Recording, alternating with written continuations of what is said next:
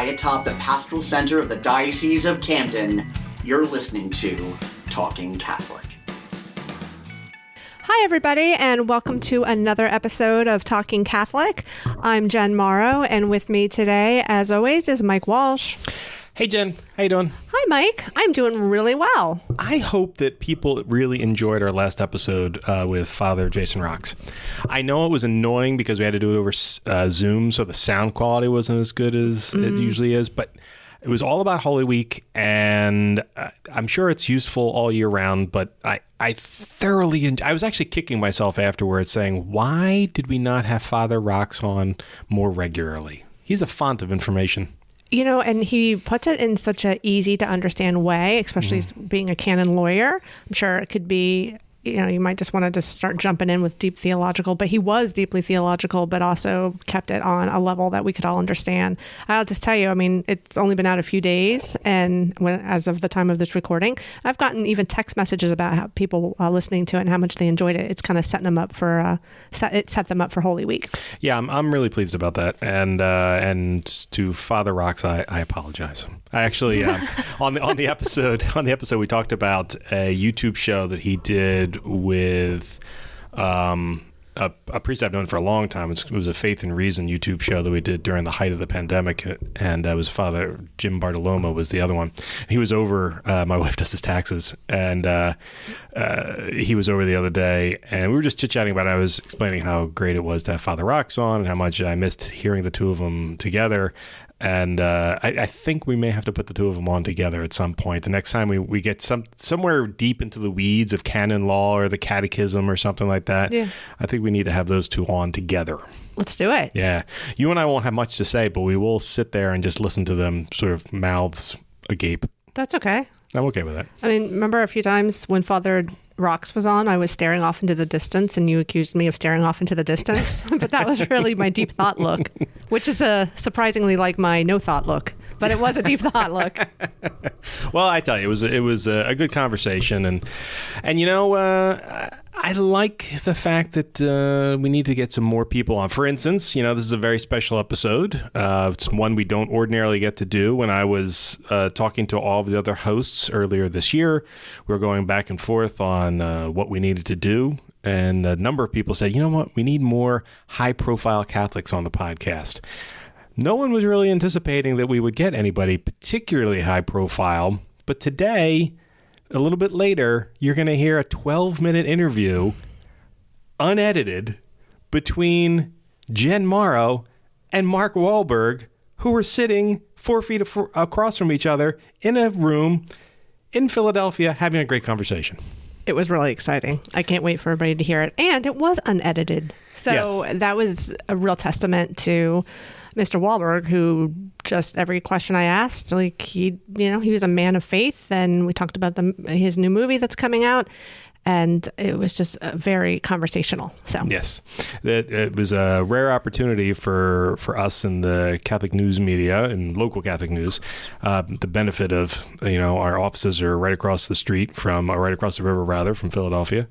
They were having a press junket, and the production company that's putting out his new movie, Father Stu, contacted you and said, hey, would you like to take part in the junket that's going on in Philadelphia with all the other Philadelphia media?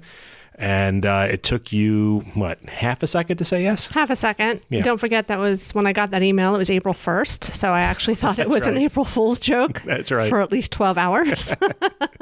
It did come out of left field. Although the company that reached out to us had reached out to me, I don't know, 100 times probably in the past for different odds and ends. So I wasn't as convinced that it was a April Fool's thing, but it definitely would have lent itself to an April Fool's joke. And to be truthful, listeners, a number of my colleagues are outstanding April Fool's purveyors.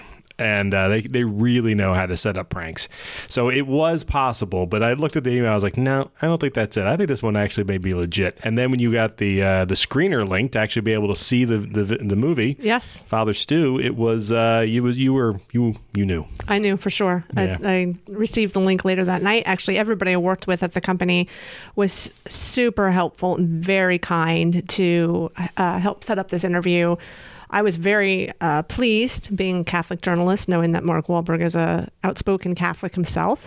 So I was, like I said, very pleased and a little humbled that he would give us some time. And when I received the link later that night, I opened my email and basically just kind of looked up, like at the office when you would look at the camera, but there's no camera there, and be like, this is a real thing now. Yep. So we'll get to that in a little bit. You hear some of that interview in a little bit later. But we also want to talk about some stuff that's coming up that certainly in the state of New Jersey people should be aware of. Just a couple of, we're in the Easter season by the time this, or just about in the Easter season by the time this episode releases, and it's the time of year where everything is coming back and life is coming back. And I was looking at my lawn the other day and how it's almost to the point of being overgrown enough for me to go out and mow it. And there are daffodils out and all the buds are coming out. And I saw the cascade of green, what's that stuff that falls off the trees and makes you sneeze? Pollen all over my car. It was great. It was the rebirth of my, allergies. But it was but anyway, it got me thinking about all the cool stuff that's going to happen because it's getting warm out again, stuff like that. So actually, there were a couple of things we wanted to promo to you listeners before we got into the Wahlberg chat. One of those is taking place down the shore, right? Yes. We have the Way of St. James on the Road of Life coming up on April 30th down at St. James Church in Ventnor. And that is being sponsored by Vitality, Catholic Healthcare Services of the Camden Diocese. Well, that one's a fun one. That's I've taken part in that a couple of times, and it's just a nice little jaunt through the lovely southern end of the Atlantic City Island, where Longport and Ventnor and Margate is. Yeah. And it's nice. So it'll start around 9 a.m. I think you come early, 8 a.m. to register. But yeah, you're going to be spending a lovely couple of hours walking along the boardwalk, kind of in that spirit of the Camino that goes through France and Spain and much shorter. A lot much shorter and a lot less more training. Shore food. That's it. You don't have to worry about wearing hiking boots or anything like that. You can go out in your Crocs. That's right. Well, I don't know about that. Don't they give you blisters? Crocs? Yeah. I don't know. Every nurse I know wears one. Oh, okay. I don't know. Don't own a pair. So. Me neither. My son actually just recently asked if he could go out and get some camouflage Crocs, which made me question a lot of things about my son. And then we went to the Croc store because that thing exists. There's actually a Croc store. And they were $65 a piece. And they did not have him in his size because he now has his dad's size shoes. Oh. And could not find a pair of size 12s. I wear 15s, but he is 13 years old and wears a size 12. And we were not able to find Crocs in his size. My wallet appreciated that. But he was going to get cool camo ones, so I was on board with that. There you go. Well, okay, Crocs, tennis shoes, flip-flops, whatever you want. Go for the April 30th walk. It should be a great day. Bring a family, bring your kids. There'll be food and refreshments afterwards, and a mass as well. Yeah, so that's a very nice day, and it's Vitality Catholic Healthcare Services does a great job, and they do like to try to get as many community things in every year, and with the pandemic hopefully behind us, trying to do more of those things. So that's a nice little walk, and who doesn't enjoy walking down the shore? Oh, the boardwalk with the wind in your hair? I love it. The wind in your hair. I don't know. Just thought about that. I wear a hat. But I hear you. And it's a 2.5 mile walk for all those who are interested. Right. Much shorter than the 500 miles of the Camino. Much shorter. But you get the impression. Yeah.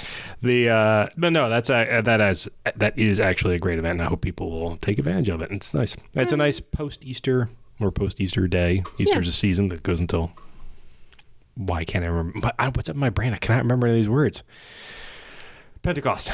Easter goes to Pentecost. And I was actually thinking when you were saying have Father Rox and Father Bartoloma on Pentecost might be another good one to have them on. That would be a good one. We had Donna Ottaviano Britt on a couple of years ago to talk about Pentecost, and I can't remember anything about it. So yeah, let's do another one. There you go. We'll have them on. Okay. So what else we got coming up? Well, of course, locally we have the ordinations going on May 15th, 14th. And I'll be there. Don't worry, folks. We'll be live streaming it for anyone who can't make it, but we're having it in one of our largest churches in St. Agnes in Blackwood, and it's open to the public. If you know the priest, if you don't know the priest, you are welcome to come and sort of join us and the rest of the diocese as we welcome 5 new priests into the fold. We're very excited about that. That's 5 is fantastic. I know, it's such a good number. Now, as Bishop said at iRace, we need 50. But 5 is a good starting off point. So, and there's gonna be a break of a year. There's 1 year we won't have a priest ordination, but then the following year we'll have one, maybe even 2 actually. But it should be good times. Mm-hmm. And so if you have never been to an ordination, my son is in Boy Scouts, and he and some of his fellow Boy Scouts are working towards a religious medal related to Catholicism, to Catholic kids. They're medals for all of the different faiths, but he's obviously working on the Catholic one. One of the requirements is to attend or view an ordination. So because of the timing, that one's too late for them. But I'm going to pull up the YouTube in late April. I'm going to pull up the YouTube broadcast we did of last year's ordination. Nice. And they are going to sit with another priest, and the priest will explain sort of everything that happens in the process. Which is a fascinating process. I love the ordinations because, people have heard me talk about pomp and circumstance, but they're great to see. And they're even more special to be in the room because at the end, you get to do something very special. You get to receive a priest's first blessing, which is very nice. And I've done 5 of these now, and I've never once received a priest's blessing. You're kidding. Well, it's okay. I'm working the event. So am I. I still put my notebook down. But I work hard. And and the lines are long. The lines are really long. Yes, they are. Because that's what everybody comes for. Is because I could be wrong. I may be mistaken, and I apologize, Catholics. I believe there's an indulgence in if you attend a priest's first mass and get his first blessing. I could be wrong. Remember, you got to be in faith no matter what, in a good state of grace no matter what. But I believe that there is an indulgence that goes with that. Do you know when you are working very diligently and hard at the ordination, usually the line is finished, so then you can go up for your blessing at the end because, you've just finally put your notebook down. Maybe that's how it works in the Diocese of Trenton, but in the Diocese of Camden, everybody and their mother shows up. There is no such thing as a short line that ever I've actually never seen the end of I've never seen the end of the line. I have actually never been to one of these events where the priest is done before I leave. I will actually agree with you on that. There's always somebody at the end that wants their blessing. Oh, yeah. Usually it's me. Usually it's me at the very end saying, because I don't want to jump in front of anybody. It's their family, it's their friends, it's parishioners who know them. So I stick around to the very end. Listen, the Ash Wednesday, I didn't even get my ashes. That was how bad it was because I was working it the whole time. Remember? You're such a hard worker. I am. If we could all just dedicated. Be like you. Yeah, please pass it around to the staff. Anyway, and then we have one more thing coming up before we get into the Wahlberg conversation that we do want to tell everyone about, and this one's a lot of fun. The day after our ordinations, this time on May 15th, is the New Jersey Youth Rally up at Six Flags in Jackson. And I've been many times, actually. It's a great day. This year, it usually goes from diocese to diocese in terms of who's in charge. This year, it was our diocese is managing it. So Jose Rodriguez. If anything goes great, it's all him. If anything goes poorly, it's definitely all him. But it should be. It's always a great event. It's filled with tons of young people, young Catholics. A lot of them bring people who, like other Catholics who are not necessarily or young people who are not necessarily invested in the church yet. And you come and you have a great time. There's always great music. It's a great mass. And then, of course, all the rides and festivities that are part of the park are always available to you, too. And it's actually quite, as compared to a normal ticket price, you actually get a lot out of the cost of going. You do. I think it's $55 per person. It includes a free parking group pass and private lunch buffet. And I love going. I've been numerous years, and it's so fun and uplifting to see all these youth. Usually the youth groups will go together as well sometimes, and you'll see their shirts. They'll all have their youth group shirts, so you can see what parish they're from and what diocese they're from. And then when you see them interacting because they met a new friend that day, I love it. Yeah. It's a lot of fun. You know what? This year I would have, if our ordination wasn't the day before and the first mass is the day after, I was actually going to recommend that the podcast be a part of the experience this time, where we could have gone up and podcasted directly from there, maybe on the stage, and interviewed people. Oh my goodness, I love it. Yeah, so maybe we'll have to get one of our sister dioceses to agree to have us come up. Maybe when Metuchen does it, we can do a crossover episode with those guys. Oh, that'd be great. Might be fun. We like Tara and Jerry. We do. Yeah. Oh my gosh, that would be so much fun. Wouldn't it though? Yeah. All right. So we'll make that happen in the future. All right, he says. Stop talking about it because we can't do it this year. We can't, unfortunately. One of us has to be. I don't know. Are you covering any of the first masses? Yes, Okay. I am. All right. I am. Me too. Yep, we'll all be out there covering first masses, and that'll be a good day too. That will a fun be. weekend, actually. It's It going to be will an be. action-packed weekend. It will. I hope everyone has a good time. So yes, life is coming back to the Catholic Church as it has in the past, and I hope people take advantage of it. But now we want to have our interview with Mark Wahlberg, who was in town to talk about his upcoming movie. Father Stu? That's right. If you haven't heard about it, it's funny, as I mentioned to people that you interviewed him, a number of people have told me how they saw the advertising for it. They've heard it on a number of different radio stations, seen it on TV. So it's nice that it's getting Hollywood push for a movie about a Catholic priest. You know? Yep, it's a real life story of a priest. Well, first he was a boxer, then became a priest. Like I said, Mark Wahlberg was very generous to have a one-on-one interview and let us record it for the podcast. Yeah, so we recorded it on an iPod, so the sound may not be as good as you would ordinarily hear on one of our shows. However, we try to boost it as best we can, so I would say it's pretty good. Jen and I listened to it on the ride back from Philly, and we heard it just fine. So hopefully you guys will be able to hear it pretty well as well. So anyway, here's Jen and Mark Wahlberg.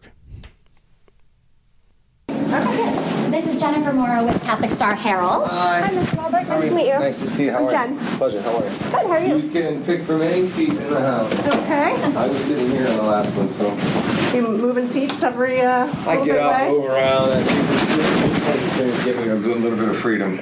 Yeah, right? Well, at least it's a good view. Yeah. It's distracting. In a good way or a bad way?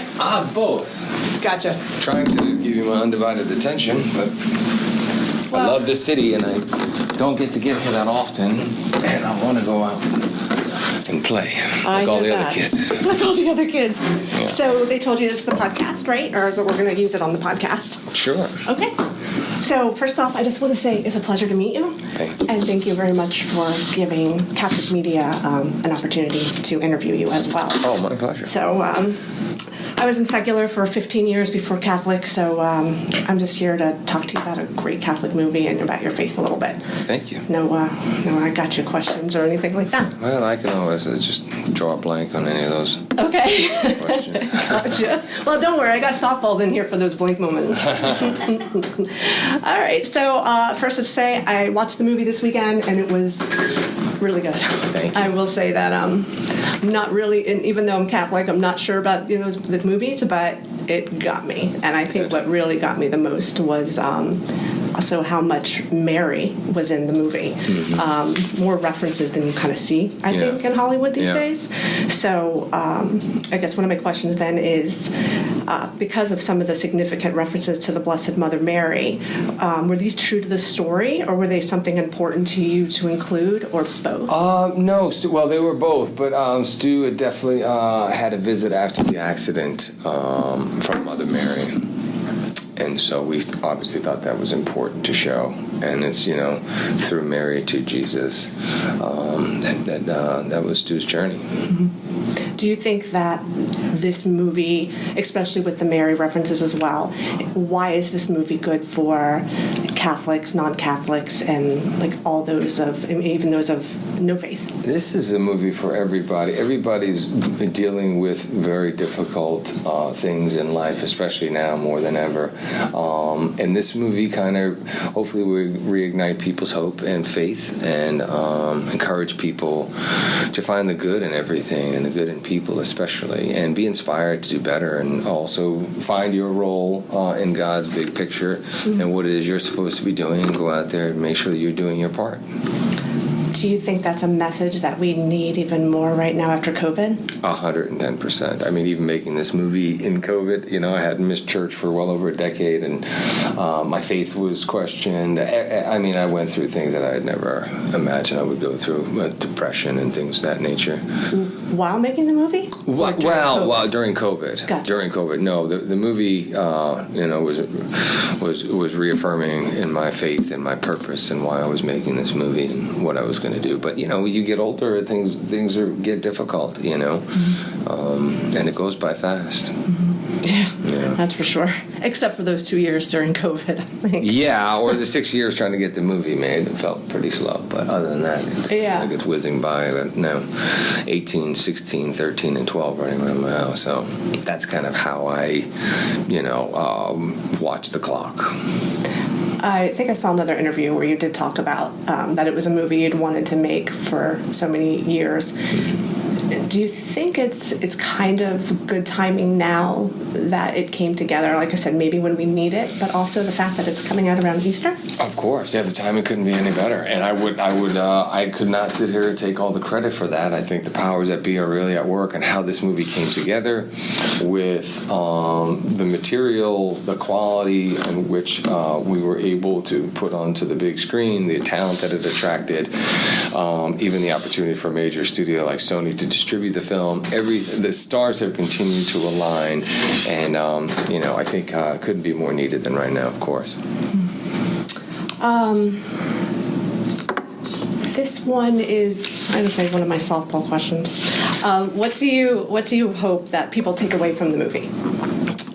Well, I've touched on it earlier. Hopefully people will be encouraged to do a little bit more and be a little bit better. Mm-hmm. Every day I wake up and I just ask for of course, expressing my gratitude. And then, lots of people that I've encountered and that I know that need prayer more than I do. And then, of course, praying for the guidance to know what right is and to do so, and just to be a better person every day, to be a more patient father, a better husband, all of those things. So that's why I'm so routine-oriented. I don't waver from the program at all. Okay. This kind of goes along exactly what you're talking about, so I'm glad that you were talking about this. So I think most people want to find what they're good at in life and then use that for a greater good. You're a well-respected actor who is not shy about being Catholic. Do you feel that gives you an opportunity to evangelize either through your words or through the movie roles you take? Absolutely. I think, I've always known that this has been, again, part of God's plan. He put me in this position, give me this voice, the ability to get people's attention when it comes to certain things. And I'm always asking, what is it that I am to do with those things that I've been given? And this movie was a direct answer to that question. And I think more things will come in the very near future that will allow me to continue to do that and utilize all the talents and gifts for his greater good. Absolutely. You think people might find that surprising? Like, I don't know, as a Catholic journalist or the person flipping burgers, whatever. Maybe, yeah. I think people are all caught up in their own life. I don't think they know too much about me, so they might be surprised. They don't, probably don't know a lot of things about me, which is fine. I'm just kind of plugging away, trying to do my part. Yeah. Maybe I didn't mean like you specifically. I think that there's a tendency for people to look at actors or musicians and say, oh, they have it all together. Whereas at the end of the day... Really? In this day and age? I think so. You don't think so? Well, I don't know. I think with Instagram and everything, everybody, makes the appearance that everything is just fantastic and they're showing all the good stuff. Yeah. No, I think it's important for us to all understand that we all struggle, that we all, we all struggle, and so I think I'm just honest in who I am, with the good and the bad, and I'm always trying to be better, and I'm trying to hold myself to a higher standard, and inspiring other people to do the same and be the best versions of themselves. But yeah, you win some and you lose some. I think my faith allows me the ability to accept when I can win and really accept when I can't, and always reminding me that if I want a chance to be successful at anything that I do, that I better put the effort in. Mm-hmm. the preparation, the work that it entails to be successful at something. So that again goes back to kind of like the routine, the discipline, and not straying away from the program. Right. That also goes into this character, Stu. I think one of the things that I liked about the movie is that, to me, it was kind of a story of redemption and reconciliation, not just for him, but the people around him as well. Yeah, everybody, yeah. So we have a man with a checkered past who, moves through that and ends up being a priest. So how do you think that this is an example, or this movie is an example to influence others to learn and grow from their past? Oh, absolutely. I think people, nobody is beyond redemption, and we want to encourage people again to go and see the good in people. People need to know that they're cared for, that they're loved and they're supported and accepted unconditionally for who they are. And that's really important in this day and age. That's not a very popular thing, but hopefully this is just a phase and people will realize how important it is, to be able to look in the mirror and say, you're going to judge somebody else knowing that you have some issues yourself. That's, I don't know, that's not a position I would want to find myself in. I think there's one judge. Everybody else should be coaches. They should be, fans, supporters, right? I just feel like, we got to encourage people and be as positive as possible, really boost people up. I think we have to encourage each other because this is the world you get when we don't. Absolutely. That's why the young people especially, really trying to encourage them. I mean, they're our future. There's so much divide right now. We need some great leadership that we can bring people together, unite people. I don't know if you're familiar with Pope Francis's Synod of Bishops and that initiative at all, but one of the things that one of the topics that's been brought up a lot is young people in the church. Now I know that a lot of them don't like the rules, right, regulations, and lots of things that within the church need to change. But what I keep encouraging them is, let's put the church aside for a second. Let's just focus on the one guy who died to build it, the guy who made the ultimate sacrifice for you. And just think about that and try to have a relationship with him first. And then, because that's going to be the most valuable relationship that you'll ever have, I can promise you that. So if I get them to focus on that first, then, then maybe they'll be open to other things and hopefully encourage and help to make change. Last question. Oh, okay. Well, this is the fun question. Okay. So as a Catholic watching... Are we going to play golf right now? Oh my God! I knew we were going to have fun. I don't care about that rain. Let's do that it. Rain ain't going to do nothing to me. It's good with me. It's good with you. Gosh. As a Catholic watching this movie, watching certain scenes, like you walk down the aisle at the beginning of, or in the middle of Mass. For the first in the church.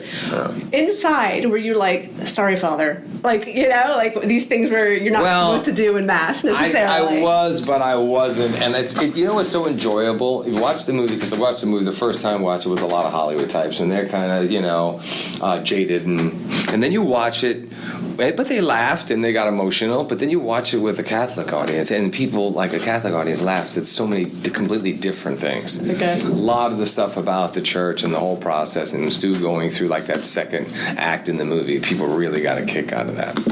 It's nice to see. And everybody's taking something different, but there's also that common theme of everybody relating to, identifying with something with Stu in a very personal way.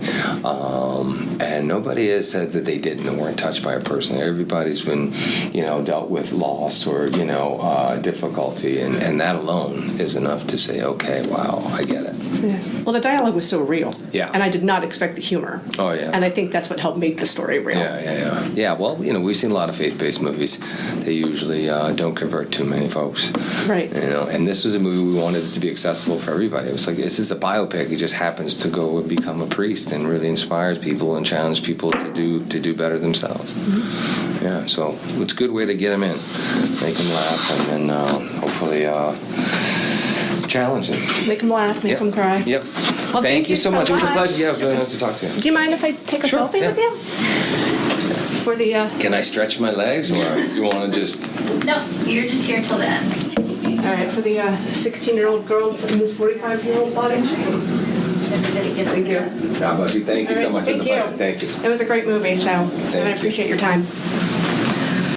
That was an absolute delight. I have to be honest with you. I am very much jealous of you that you got to do that, because I haven't had an opportunity like that in quite some time. And he seemed like he was thoroughly engaged and a blast to talk to. He was. Actually, what was I had eye contact the entire time, completely, like you said, engaged in the conversation. Most of those questions were about the Catholic faith, as well as the movie. But having the opportunity to have a Catholic movie star, I wanted to talk more about the faith, because people are going to see the movie, and I hope. So it was really good. But yeah, it was a great interview. I walked in, he walked right up to me, put his hand out to shake my hand, and offered me to sit wherever we wanted, and sat down across from each other and got into the conversation. The table about the size that we're sitting across of right now? It was like a rectangular table. All right, okay, fine. We're at a round table, but yeah. Right. Yeah, no, you guys sounded close together, and I was very impressed with the fact that you didn't give him the typical softball questions. Your questions were good and thinkers, which I've covered this business for a long, long time, and sometimes when you meet celebrities or people of note, they're really good at answering the questions that they've been asked 100 times, and sometimes they can be tripped up by answering ones that maybe are not, obvious. But he seemed to really understand it. It sounded like it was a project of his that he really wanted to work on for some time. Yes. From what I understand, he was working on this movie, or first came to his attention about 6 years ago. So it was kind of a labor of love that he got to do it. And like you heard from the interview, the fact that not only did it come together, it came together, right after COVID, which is when we all need an uplifting story, which Father Stu is, and also a realistic story. And then also at Easter, that it was coming out around the same time. Like he said in the interview, it wasn't a coincidence that the timing of that happened the way it did. Without giving away any spoilers, of course, you did get to watch the movie before you interviewed him. I did. Like a good journalist would. What did you think of it? Can I give away any spoilers?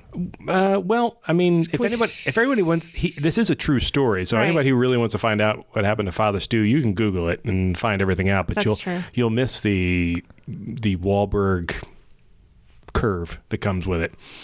Actually, I just read today. It's so funny. I was reading an article about it today where he was talking about, how Wahlberg is known for like his physical fitness.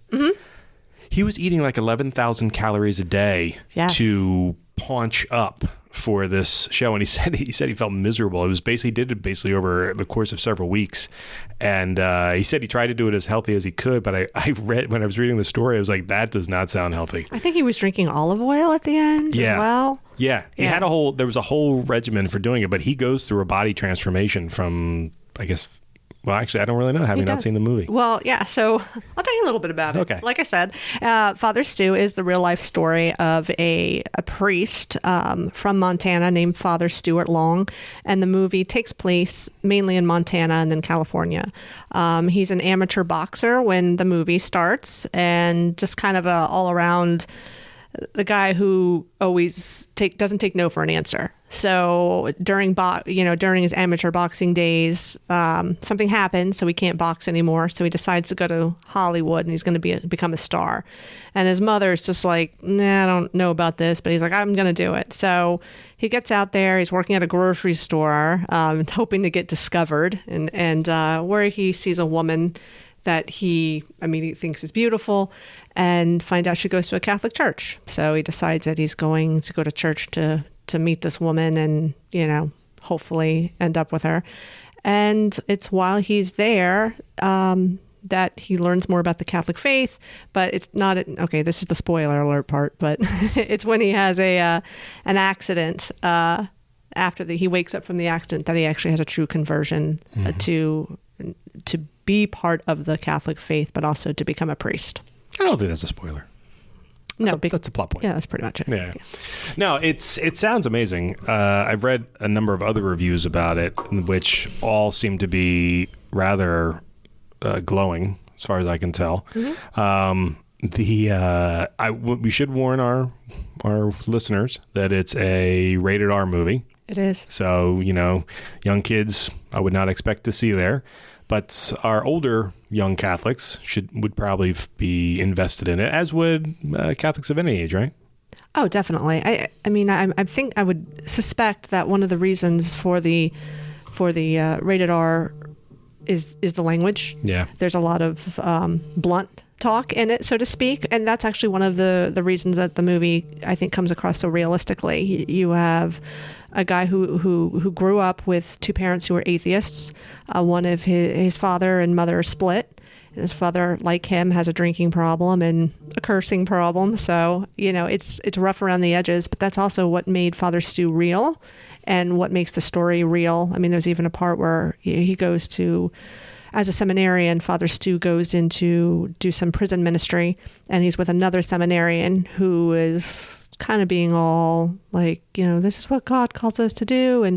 And Father Stu, well, not Father Stu yet, just basically stands up and says how it is. And I think that's what, people really took to him. And I think that's one reason I enjoyed the movie so much, because it's a hard movie to watch. We all have things that happen in our lives that are difficult. So that this is a real story. Also, you have alcoholism. You have, like I said, jail. A lot of things going on in the movie. But it's also, at the end of the day, a broken home. Even it's about reconciliation and redemption, but told through a real lens. Yeah, I'm very pro. I'm very pro almost any time the Hollywood takes an interest in a Catholic story, even ones that maybe don't paint the Catholic Church in the best light, because I like the fact that the Catholic Church is being included in the conversation. It's funny that we're recording this now, because I was just watching The Passion of the Christ the previous evening, and I hadn't seen it for a long time. I watched it when it first came out, and I remember being blown away by it. I don't recall if I cried, but I remember tearing up. I know my wife was bawling at one point when we watched it, and that's one that's a hard watch. The violence in it is so intense. That too was a rated R movie, but at the same time, that's the story of Christ. That's the story of Christ. That's the authentic story of what a person went through. His humanity being tortured. Mm-hmm. As part of the Passion story. And I think people need to see things like that, and I think stories like this are ones that it's good to be reminded that from great difficulty, wonderful things happen, and life happens, and the Father Stu story is more than just him becoming a priest. There's more to it than that, but it's a fascinating story. But it got me to thinking. Oh, go ahead. Oh, I was going to say, actually, the movie can almost be split into two parts, seeing him grow, seeing him struggle, to be honest with you, and not just struggle, with his family life, but struggling for a purpose. And then the second part, which is when he has found what he thinks is that purpose, but he also is continuing to struggle because of roadblocks that are put up in his way to become a priest, but also the fact that he gets sick. And again, not a spoiler, because all you have to do is Google that. But technically, I think he was only a priest for like 4 years before he died. Yeah. So. Now that's a spoiler. It's not. Trust me. Okay. Not relevant to the story? Not. You don't even know that in the movie. I was reading the real life story of him to find that out. So. Well, that's good to know. But it got me to thinking. In your time here on this earth as a wonderful Catholic, are there any Catholic movies that resonated with you? You talk about in your interview, we just heard about how, Catholic movies are not necessarily something you gravitate towards, but in your past, can you remember ever seeing one, or one that really piqued your interest? Nope. I'll be honest, I haven't even seen The Passion of the Christ. Really? And the reason I haven't seen it is because I'm afraid to see it. I know it's going to be difficult. I just can't. I don't think I can handle it. The Song of Bernadette? You never saw The Song of Bernadette? Oh, I did see that. I saw that on the bus one time down to... Okay, that makes me feel better. Right to Life, I think, a couple years ago. Okay. Yeah, never mind. I did see that. Mm-hmm. That was good. Mm-hmm. I mean, I've also seen like the 10 Commandments. I've seen a lot of the older ones. Technically not Catholic, but I know. hear you. Those people are all Jews and Egyptians, but I'm just thinking now Hebrews, religious. I'm thinking religious movies now.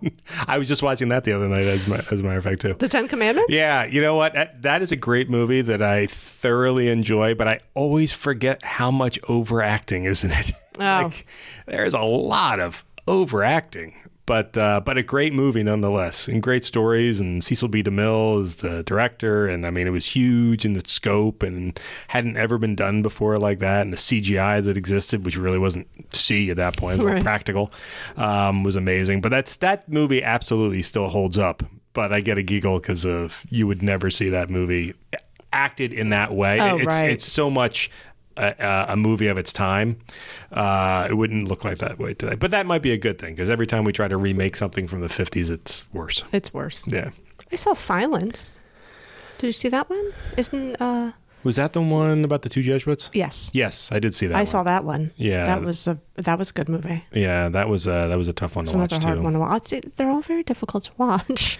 Well, that's because our faith is so much of it is drawn from martyrdom and pain and sacrifice. In real life. Yeah. Suffering, like Right. Jesus, which, It's painful. Right. Yes. Yes, it is. Had great highs and lows. We just celebrated Palm Sunday not long ago, and the Palm Sunday Mass, I think we talk about this in our interview with Father Rox, it's bewildering in the sense that it's, now it used to be referred to as Palm Sunday Mass. Now it's referred to as Palm Sunday of the Passion of the Christ, or Christ's Passion or something like that, because it's not, like you have a few minutes of joy on the procession coming in, and then it's pretty much right into the Passion. And then we hear about the Passion as part of, the beginning of it is part of Holy Thursday, and then it comes again at Good Friday. So you hear about it over and over again. The Palm Sunday thing has always kind of confused me. I understand why they do it, but it's like it always feels kind of out of sync being done on Palm Sunday. I actually just listened to a podcast the day after Palm Sunday, a podcast homily, so I could hear a homily about Palm Sunday, not the Passion part, because I know I'm going to get that on Good Friday. So it's like, I want to hear a homily just about the Palm Sunday and the uplifting part. So you went to Mass on Palm Sunday, I did. And you listened to another homily later just so that you would focus on Palm Sunday? I did, yeah. I respect that. That is a one way of covering your bases. I like it. All right. I don't watch a lot of Catholic movies, but I do Listen to Catholic podcasts. Yeah, I do listen to Catholic podcasts, yeah. That's good. Yeah, I was trying to think of the Catholic ones from my past. They're all, most of them are all older. There really haven't been a lot of recent ones where it's not the Catholic Church being maligned. Where there's still greatness in it. There was the one. Oh shoot! The Bing Crosby ones from way back in the day. That for some reason, the Bells of St. Mary's. Yeah, the Bells of St. Mary's. Yeah, okay, it I've was seen a great that one. Yeah. Well, see, you have seen. You're right. I have. I've seen anything before 1915. I love old movies. So. Okay. Well, this is good. This is nice. But it's funny. So we joke around about we've created this media empire of talking Catholic with our YouTube shows and our podcasts, which is anything but an empire. But I do have enough of a background that I would know how to put together a pitch for a Catholic movie at some point or a Catholic television show. I will admit that in my fantasies from time to time, I do wonder if I can live long enough that I can turn this Talking Catholic platform into something like that actually creates movies and documentaries and things of that nature. I would watch that. Thank you. You're welcome. You might be in charge of it by the time I'm out of here. I will likely be old and gray. But no, I think, there are opportunities for the Catholic faith because the Catholic Church in traditional media has been a punching bag for so long now. I find that these things tend to be pendulum swings.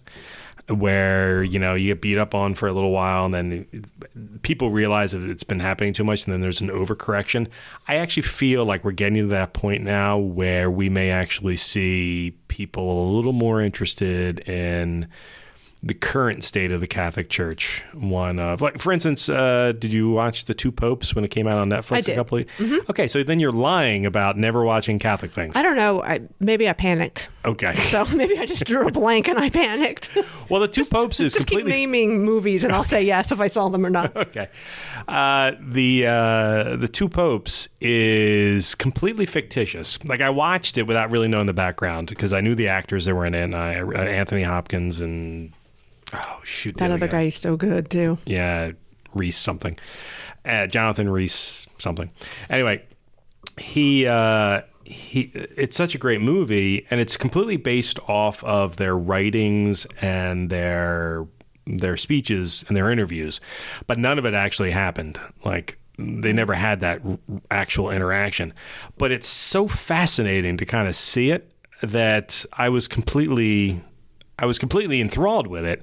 And then when I finished watching it, I had to go back and go, did this actually happen? And then I find out, no, none of it happened. But it was so well acted and so well executed, and so it's such a good conversation that regardless of how you feel Pope Francis or Pope Benedict were treated in it in terms of, factual things, it was done so well that I had an appreciation for it.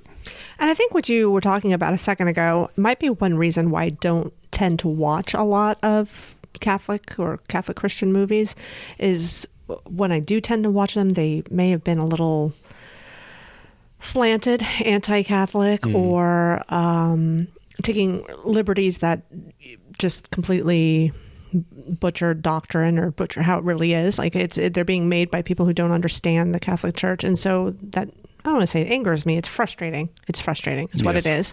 So one thing I really liked about Father Stu, and you heard on the interview, there are multiple references to the Blessed Mother in Father Stu, and shockingly enough, that was the first question I asked Mark Wahlberg, because I didn't expect that. That was actually the last question on my notebook to ask him, but I really was surprised and moved of how many references there were to the Blessed Mother. Yeah, because I don't think unless you're just a lot of people don't understand the Blessed Mother. I don't even know if I understand the Blessed Mother in full, but to see her presented as a mother, and then also as someone later on, you'll see that Father Stu is often going back to for help, or like he said in the interview, it's through Mary to Jesus. Yeah. So that could be one reason why I don't watch a lot of movies, but this one got me, and I don't cry in general at movies or most of anything, but I cried at this movie. I don't want to hear that. Because you're going to cry? Nah, because now I'm not going to watch it because I don't want to cry. You watch Passion of the Christ. But did you know you were going to cry at that? Nope. See? You know what? You're not going to cry at this movie. Oh, in that case, I'll go watch it. Go watch it. If it makes you feel better. I think the movie is a little over 2 hours, and I think it's like 2 hours and 5 minutes, which went by very quickly. I think I cried at 2 hours and 1 minute. Okay. So it took me the whole 2 hours. Well, I guess if I can watch all the Marvel movies, I can force myself to watch Father Stu about my own faith. No, I'm actually looking forward to it. I do look forward to seeing it, probably in the theaters.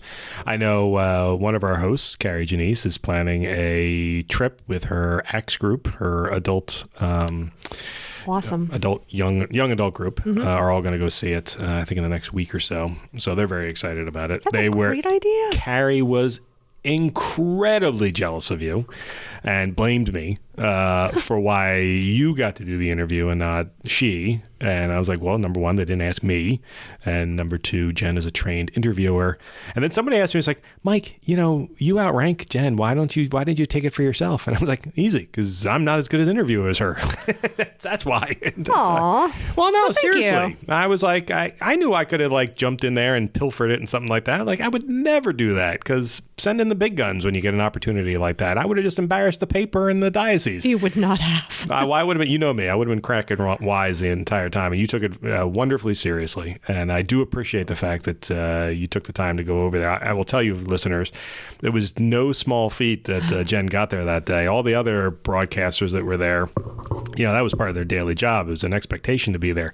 We had to push up putting the paper out by a couple of hours, and I have to give all the credit in the world to Jen and her staff for being able to get that done so that she had the opportunity to actually make it happen. And so thank you to all of the Catholic Star Herald staff for making that effort. Thank you very much. Yeah, what was great? It's like, it was pretty much, it was finished, but there's a lot of ends that needed to be tied up, and we walked out the door and I knew the team had it. Yep. Like, this is an amazing team. So blessed to be here. So thank you, Catholic Star Herald staff. And then we got to go, and since I'm very familiar where the interview was happening in that area of downtown Philadelphia, I volunteered to drive her over.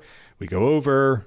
She goes up. It's done at the Four Seasons in Philadelphia, in the new Four Seasons, which is a very nice hotel. Beautiful. Yeah, you guys were like distracted from the view. You were so high up, right? Did I tell you the elevator story? I don't think you told me the elevator story. So when they took me up to the elevator, it's at the top of the hotel, at the very top floor.